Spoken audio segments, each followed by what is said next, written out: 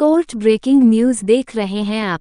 दिल्ली शराब नीति घोटाला मामले में दिल्ली के मुख्यमंत्री अरविंद केजरीवाल को 2 नवंबर को ईडी के सामने पेश होना था, मगर केजरीवाल ईडी के सामने पेश नहीं हुए। यह बात आपको मालूम ही होगा, मगर जो बातें आपको मालूम नहीं है उन बातों को हम इस वीडियो में आपको बताएंगे। 2 नवंबर को केजरीवाल ने ईडी के समक्ष उपस्थित होने के बजाय एक पत्र ईडी को भेजी और चुनाव प्रचार करने केजरीवाल मध्य प्रदेश निकल गए। केजरीवाल ने ईडी को जो पत्र लिखा उसमें ईडी से कुछ सवाल केजरीवाल ने पूछा और ईडी को अपना समन वापस लेने को कहा।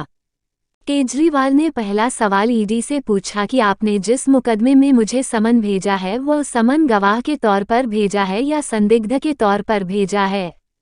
यह बातें आपके समन से स्पष्ट नहीं होती है। आपके समन में इस संबंध कोई भी जानकारी नहीं दी गई है। केजरीवाल ने दूसरा सवाल ईडी से पूछा कि आपने जो समन मुझे भेजा है वो मुझे व्यक्तिगत रूप में दिया है या दिल्ली के मुख्यमंत्री के रूप में मुझे भेजा है या आम आदमी पार्टी के राष्ट्रीय कन्वेनर के रूप में भेजा है। केजरीवाल ने कहा कि 30 अक्टूबर को जो मुझे समन भेजा गया है यह बिल्कुल किसी के द्वारा प्रेरित किया गया समन है, क्योंकि 30 अक्टूबर को शाम में मुझे समन मिलता है और उसी दिन बीजेपी लीडर के द्वारा यह बयान आता है कि शीघ्र ही मुझे ईडी के द्वारा समन किया जाएगा और मुझे गिरफ्तार किया जाएगा।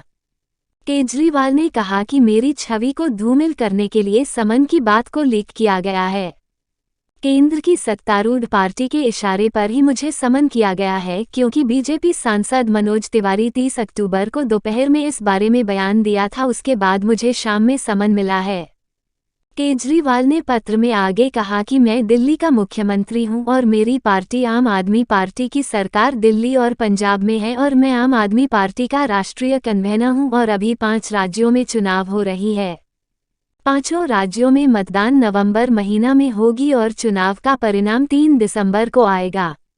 आम आदमी पार्टी का मैं राष्ट्रीय कन्वेनर हूं और मुझे चुनाव प्रचार के लिए यात्रा करनी है। मेरे पार्टी के लोगों को मेरी जरूरत है। मैं अपने पार्टी का स्टार प्रचारक हूं।